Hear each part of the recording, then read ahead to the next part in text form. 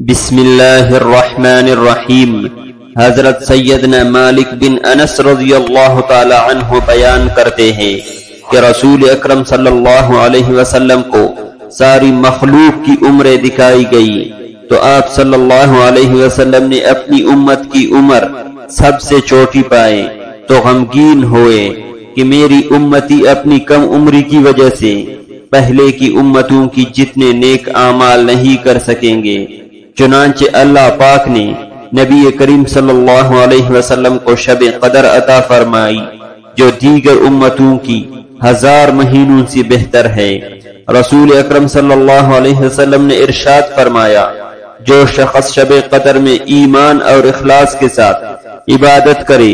تو اس کے پچھلے گناہ بخش دیے جائیں گے۔ اس پاک حدیث کی وضاحت میں لکھے ہیں کہ رمضان میں روزوں کی برکت سے صغیرہ گناہ معاف ہو جاتے ہیں اور تراویح کی برکت سے کبیرہ گناہ ہلکے پڑ جاتے ہیں اور شب قدر کی عبادت کی برکت سے درجے بڑھ جاتے ہیں۔ علامہ عبد الرؤف مناوی رحمت اللہ علیہ اس حدیث کی وضاحت میں نقل کرتے ہیں کہ رمضان کے روزوں اور قیام کے ذریعے ہونے والی مغفرت تو ماہ رمضان کے آخر میں ہوتی ہے، جبکہ شب قدر میں قیام کے سبب ہونے والی بخشش کو مہینے کے اختتام تک مؤخر نہیں کیا جاتا۔ ماہ رمضان کی خاص عبادات میں دعا بھی ہے اور دعا کی قبولیت کا بھی خاص وقت ہوتا ہے اور شب قدر سے بہتر اور کوئی وقت نہیں۔ اسی لیے ہمیں چاہیے کہ شب قدر میں اللہ تعالیٰ سے زیادہ دعا مانگے۔ اللہ تعالیٰ سے دعا ہے کہ ہم سب اس خیر اور برکت والی مقدس رات کو رمضان کی آخری عشرے کی تاک راتوں میں تلاش کرے اور اللہ تعالیٰ کی رضا اور خوشنودی کی حصول میں لگے رہے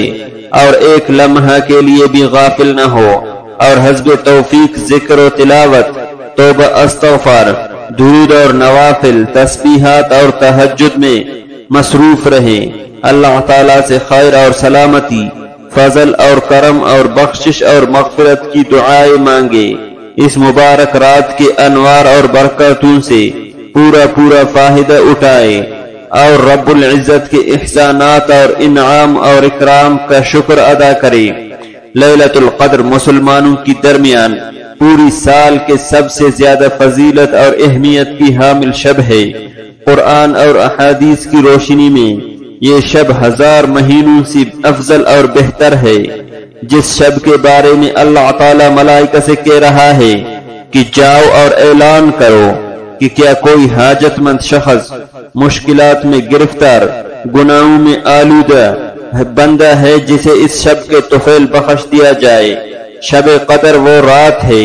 جو 1000 مہینوں سے بہتر ہے اور فرشتے اس رات میں اللہ تعالی کی طرف سے زمین پر نازل ہوتے ہیں اور بندوں کے لیے سارے سال کے مقدورات کو معین کرتے ہیں۔ اس رات کا ماہ رمضان میں پایا جانا حضور اکرم صلی اللہ علیہ وسلم کی امت پر اللہ تعالی کا بہت بڑا انعام اور احسان ہے۔ خداوند کریم کا احسان اور شکر بجا لاتے ہیں کہ اس نے ہمیں ایک مرتبہ پھر ماہ رمضان المبارک کی برکات سے مستفیض ہونے کا موقع دیا اور یہ موقع عطا کیا کہ ہم اس ماہ مبارک میں اپنی گناہوں کی تلافی کر سکیں اور اس ماہ مبارک کے فیض اور برکات کو سمیٹ سکیں۔ پوری دنیا کو رمضان المبارک اپنی رحمتوں اور برکتوں میں لیے ہوئے ہمارے درمیان ہے اور ان قریب ہم سے رخصت ہو جائے گا۔